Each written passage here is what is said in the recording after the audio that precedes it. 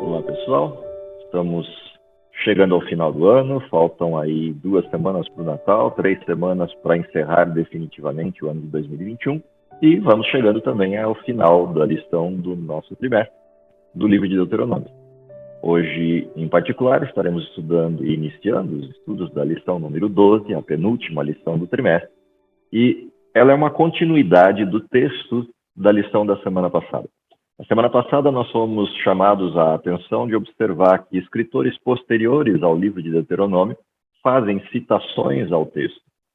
E a lição destacou a importância disso para percebermos que o texto de Deuteronômio continua vigente como uma verdade persistente, ou até podemos usar sobre o livro de Deuteronômio a expressão de verdade presente.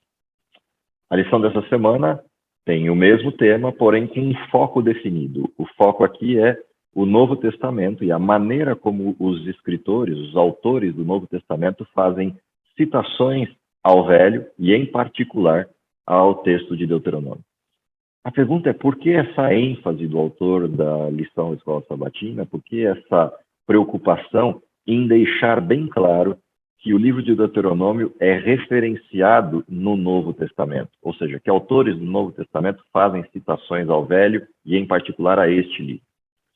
Uma das questões importantes da gente manter em tela é que, no mundo em que vivemos, na época atual, no protestantismo ou mundo evangélico atual, não é incomum, aliás, é bastante constante, a referência de que o Velho Testamento é um texto histórico cuja validade se deu para o povo de Israel e ele não tem mais nenhuma significância, nenhuma aplicação para quem vive no período do Novo Testamento, ou seja, o período da cruz, o período pós-cruz, o período do cristianismo, tem como referência o Novo Testamento e não o Velho, e, portanto, o Velho Testamento, por mais interessante que seja na compreensão histórica, já não tem nenhuma aplicação.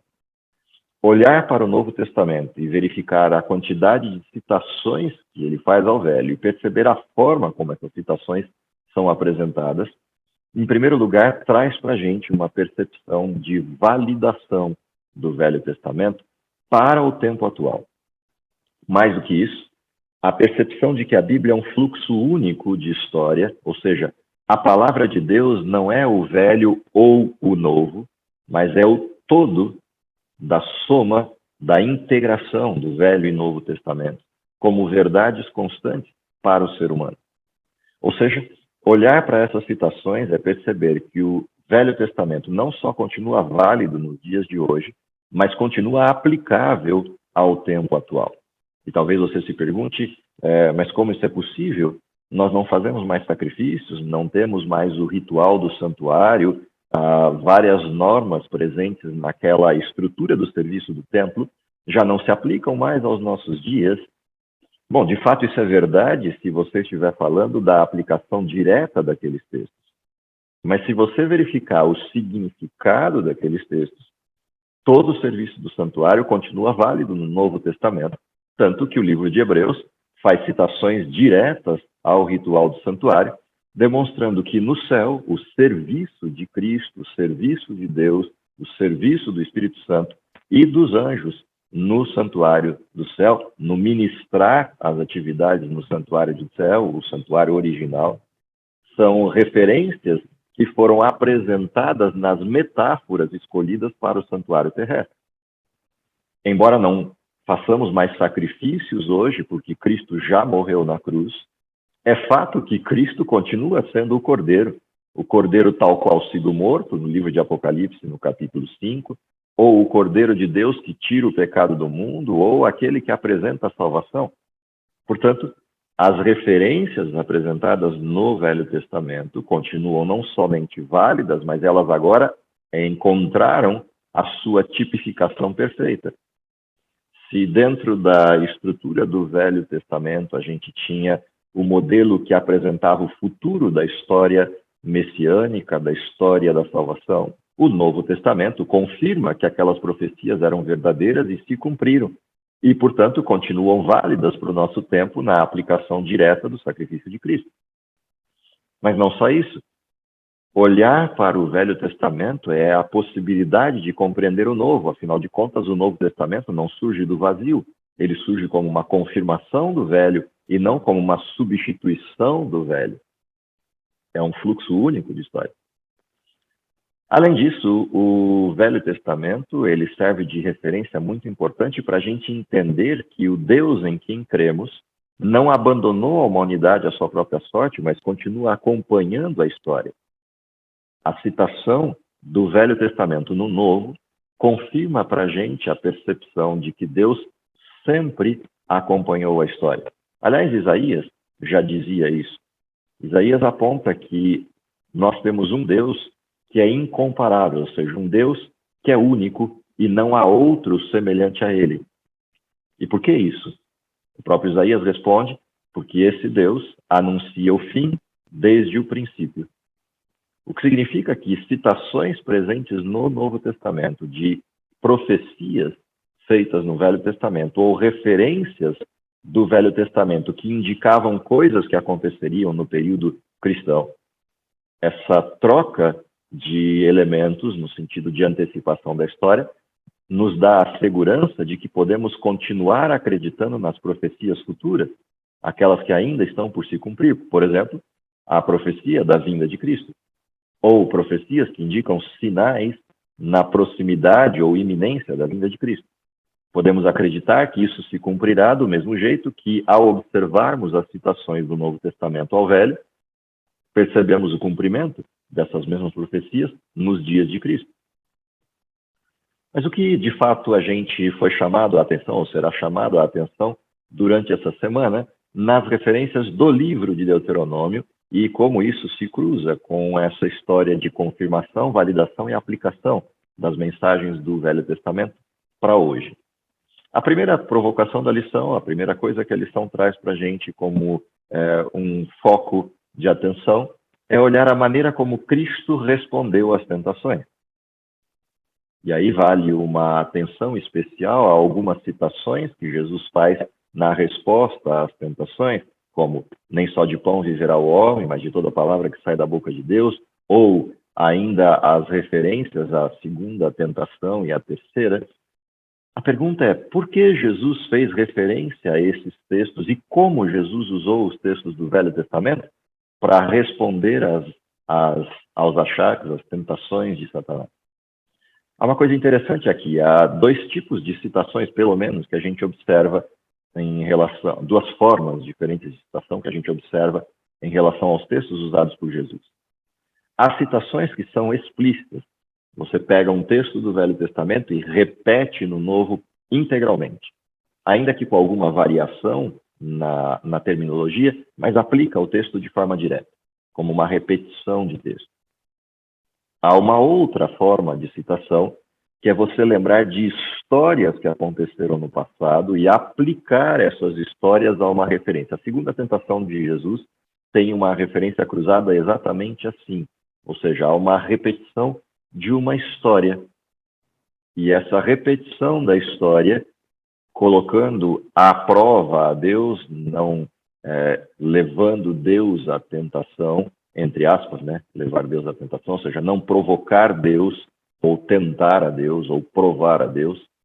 Essa expressão lembra uma história, a história da rebelião, do que acontece em Massá, lá em Êxodo capítulo 17, e uma referência cruzada com o texto de Deuteronômio, capítulo 6. Ou seja, olhar para a tentação de Jesus é observar que Jesus se utiliza ou de histórias ou de citações diretas do Velho Testamento para fazer frente à tentação. E o que a gente aprende com isso, e porque isso é importante para nós, no século XXI, 2000 anos depois dessa história, ou 3000 anos depois da história de Moisés. É importante a gente perceber que a lembrança ou a compreensão clara das Escrituras traz para a gente um estofo, um subsídio, um alicerce sólido com o qual podemos enfrentar não somente as tentações de Satanás, mas todas as dificuldades impostas pelas distorções da realidade que vão sendo apresentadas na história desse mundo.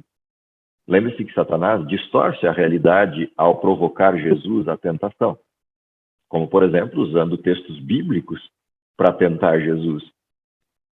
A expressão de que aos seus anjos dará ordem ao teu respeito para que te guardem em todos os teus caminhos é uma retirada de um texto do Velho Testamento, do seu contexto clássico, para tentar Jesus aprovar Deus numa forma presunçosa.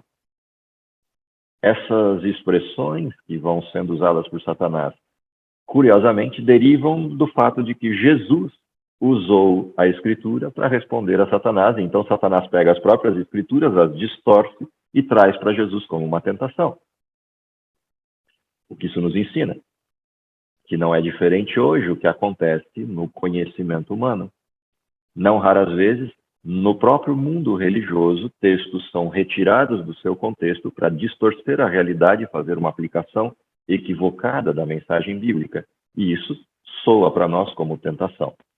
A compreensão adequada da Bíblia, uma leitura coerente do Velho e Novo Testamentos, na sua integralidade, nos permite fazer frente a esse tipo de distorções e responder adequadamente a questões que são levantadas no tempo atual. Como, por exemplo, uma das referências que a gente vai observar na lição dessa semana, que é o uso equivocado do texto de Gálatas para questionar a observância da lei. E, curiosamente, a gente vai ver isso lá mais para o final da lição dessa semana, curiosamente, quando você lê com calma o texto de Gálatas e busca a referência que ele faz de citação ao Velho Testamento, você descobre que, na realidade, é o oposto.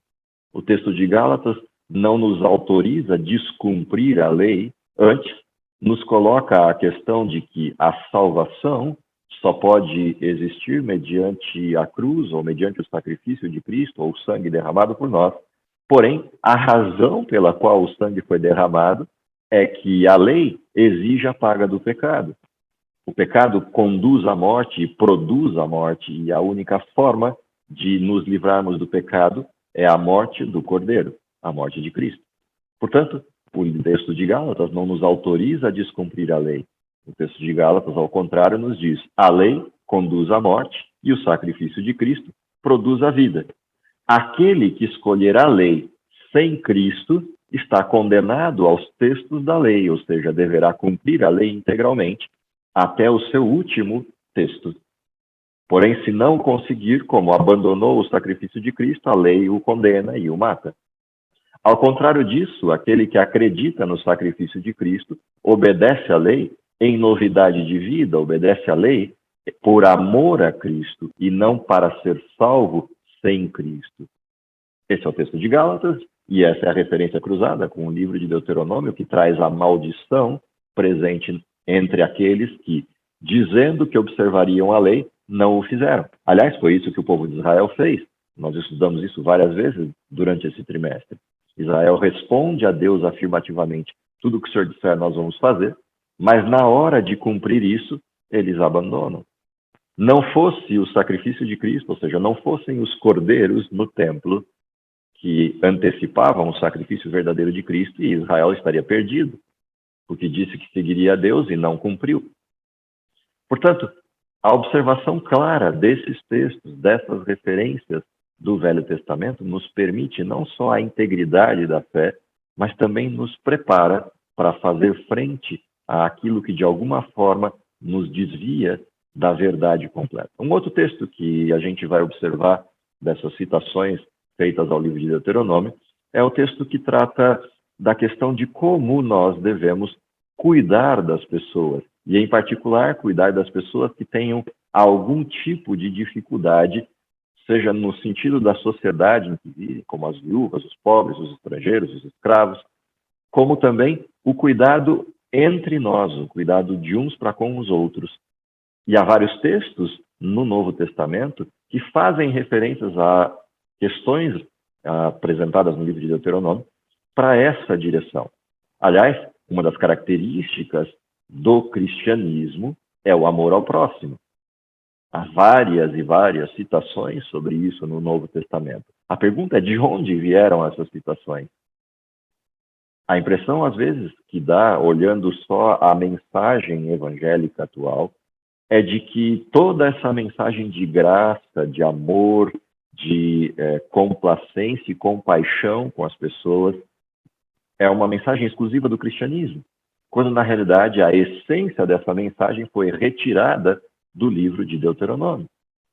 E é importante a gente perceber isso, perceber como essa questão é apresentada no Novo Testamento a partir daquilo que Deus já havia protocolado para o seu povo no Velho Testamento. Outra questão importante que a gente vai observar na lição dessa semana é a forma como a apresentação do sacrifício de Cristo na cruz foi antecipada pelo texto de Deuteronômio e outros textos do Velho Testamento. Mas, em particular, um desses textos que referencia a questão do sujeito amaldiçoado no madeiro. Essa expressão, né, o sujeito maldito e o maldito exposto no madeiro, foi apresentada várias vezes como figura ao povo de Israel. Talvez a mais significativa, antes da citação de Deuteronômio em específico, foi aquela questão de ser levantada uma serpente no meio do deserto, pendurada numa haste, numa estaca de madeira, numa haste, e essa serpente servindo de referência para a salvação. E é curioso, né? Normalmente a gente vê serpente atrelada ao Gênesis e, consequentemente, atrelada a Satanás como uma figura de expressão, uma metáfora. Mas nesse caso específico, em Israel, como eles estavam sendo atacados por uma serpente, curiosamente, aquilo que se levanta como símbolo de salvação é uma serpente. Agora, é interessante observar que, se a gente contrastar, e aí é uma metáfora totalmente livre, sem uma aplicação tão exegética do texto, mas uma aplicação um pouco mais livre, essa referência entre as serpentes que matavam o povo envenenado e a serpente que se levanta para ser observada pelo povo como símbolo de fé, aquele que olhasse para aquela serpente levantada seria salvo. É interessante, é curiosa essa metáfora, né? Se a gente lembrar que Satanás sempre quis ser igual a Cristo, ele quis ser igual a Deus, aliás, quis ser maior do que Deus. E agora aparece o contraste entre a serpente que se levanta verdadeira para a salvação e a serpente que matava com o seu veneno. Esse contraste entre essas duas serpentes, de certa maneira, pode ser aplicado de maneira homilética a essa referência de contrafação entre a verdade e o erro. Mas quando a gente observa a forma como o Novo Testamento busca esses exemplos do Velho para apresentar o Cristo no madeiro, o Cristo levantado, o que isso traz de importante para a gente? Primeira coisa, de que ele prometeu que viria e veio. Segunda, a forma como apontava-se a descrição do sacrifício de Cristo na cruz se cumpriu no Novo Testamento, curiosamente porque Israel não cumpriu sua parte. Óbvio que Cristo não precisava necessariamente ter morrido numa cruz, na forma como morreu e diante de uma situação assintosa do poder secular romano, matando Cristo. Ainda que com a participação direta do próprio povo de Deus, do próprio povo hebreu, no sentido da forma como pediram o sacrifício de Cristo na cruz a Pilatos. Jesus podia ter morrido de outra forma, de múltiplas outras formas. Por exemplo, até poderia, se fosse esse o caso, ter se ofertado voluntariamente para morrer no altar do sacrifício. Basta olhar a história de Abraão e de seu filho. Aquela poderia ter sido a história de Jesus no templo de Israel. Mas a história que a gente vê é outra. O povo de Deus rejeita Cristo e Cristo é pregado numa cruz, ele é posto no madeiro como o opróbrio, o maldito. Sim, tem um lado interessante também nessa história, que é o fato de que ele é o maldito de Deus, ou seja, ele se faz pecado por nós e Deus, sobre ele, deposita a ira que estava guardada para nós. Independente de quais sejam as abordagens que a gente use para a aplicação desse texto, o fato é que esse cruzamento entre o Velho e o Novo Testamento nos dá a dimensão plena de como Deus cumpre aquilo que promete. E há uma harmonia presente entre esses dois textos bastante significativa. Outra referência que a gente vai também observar na lição dessa semana é a citação de que se levantaria um profeta em Israel. E esse profeta seria intercessor entre Deus e o seu povo, entre Deus e o ser humano.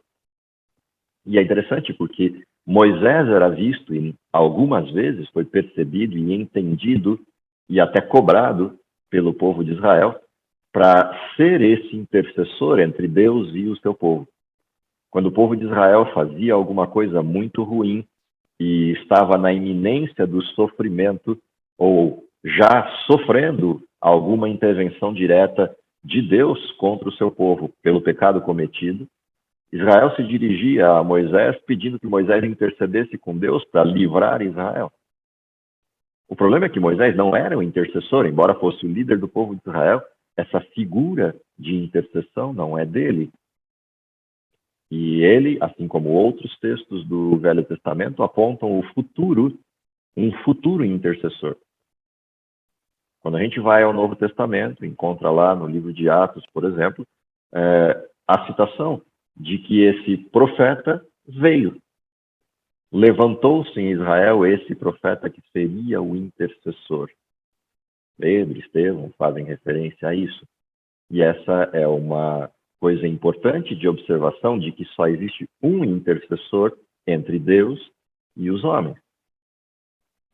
Isso é importantíssimo, principalmente porque quando a gente observa o período medieval traz uma série de intercessores substituindo a intercessão de Cristo. E essa situação era descrita por Daniel, apontando essa substituição e a retirada do contínuo do sacrifício. Daniel capítulo 8. Curiosamente, Daniel capítulo 8 faz referência ao santuário e à purificação do santuário. Essa retirada do contínuo do sacrifício e a abominação desoladora que se instala em seu lugar e a purificação do santuário que viria em sequência, todas essas referências estão citadas no Novo Testamento. Jesus, em Mateus 24:15, faz alusão à abominação desoladora de Daniel e coloca essa abominação como algo que aconteceria no futuro, o que significa dizer que essa referência cruzada de textos Velho e Novo Testamento não só dão a percepção clara de que surgiriam falsos intercessores, mas também nos dão a certeza de que só existe um intercessor verdadeiro, Jesus Cristo, homem ou Jesus Cristo, o justo. A gente ainda continua na observação dos textos da lição dessa semana, finalizando a lição com um olhar para o livro de Hebreus.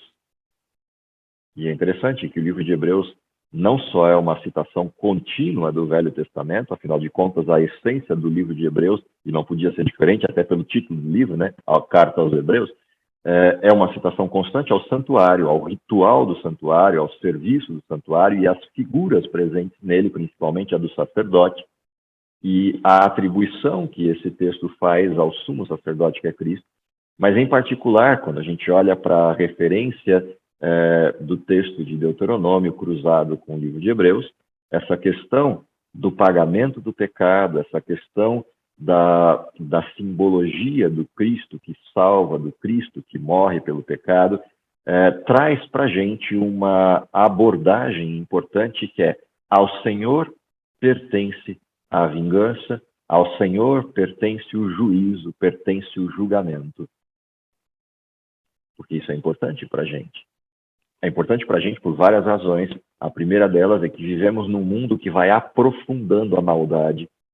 E esse aprofundamento constante da maldade também nos leva, hora ou outra, a uma tentativa ou até mesmo a um desejo de que o mal seja vingado.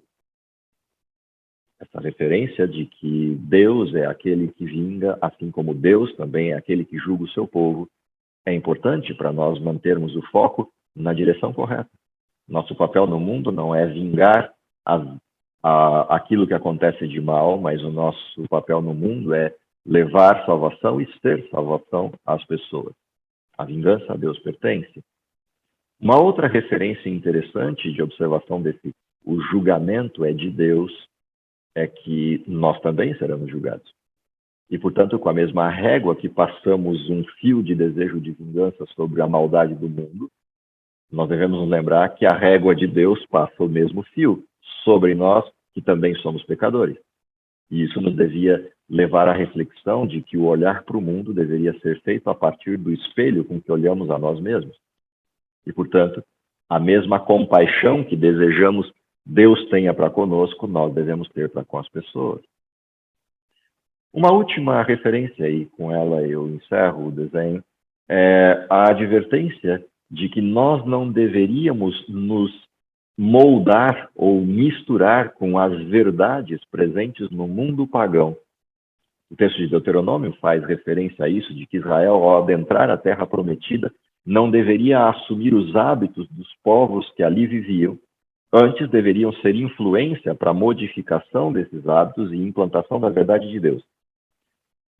No Novo Testamento, nada é tão forte quanto a referência da necessidade de um remanescente fiel que não se molde à contingência da falsidade e dos elementos construídos pelos homens neste mundo, mas sejam referências da verdade pura, cristalina, e referências da pureza do Evangelho.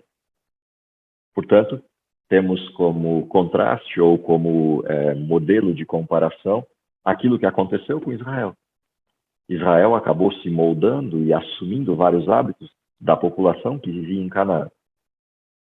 Laodiceia, por sua vez, vive essa condição. Não é frio, ou seja, não abandonou a verdade completamente, mas também não é quente, vivendo a distinção do modelo. Vive de uma forma dúbia, com um pedaço da sua vida ligado a Deus e outro ligado ao mundo. A advertência persiste para nós como uma referência de que o Novo Testamento aponta que isso se repetiria. A pergunta é o que fazemos com tudo isso?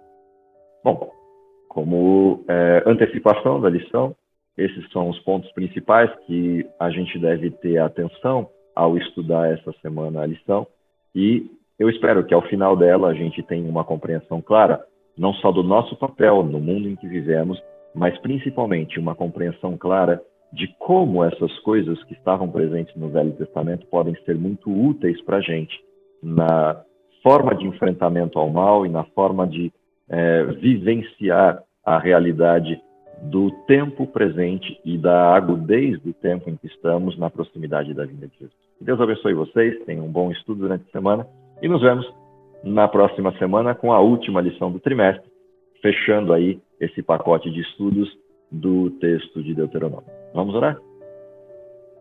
Querido Pai que está nos céus, te agradecemos pela forma como antecipastes a história, deixando marcos registrados não só do comportamento do teu povo, mas principalmente da forma como o Senhor lidou com cada uma dessas situações, e nos dá a segurança de que podemos confiar não só na sua misericórdia, mas no seu julgamento e principalmente nas suas verdades.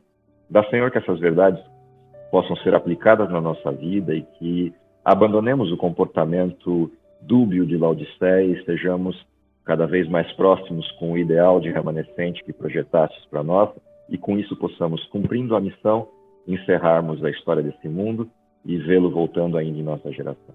Tudo isso te pedimos, confiado nos méritos de Jesus, é em nome dele que oramos. Amém.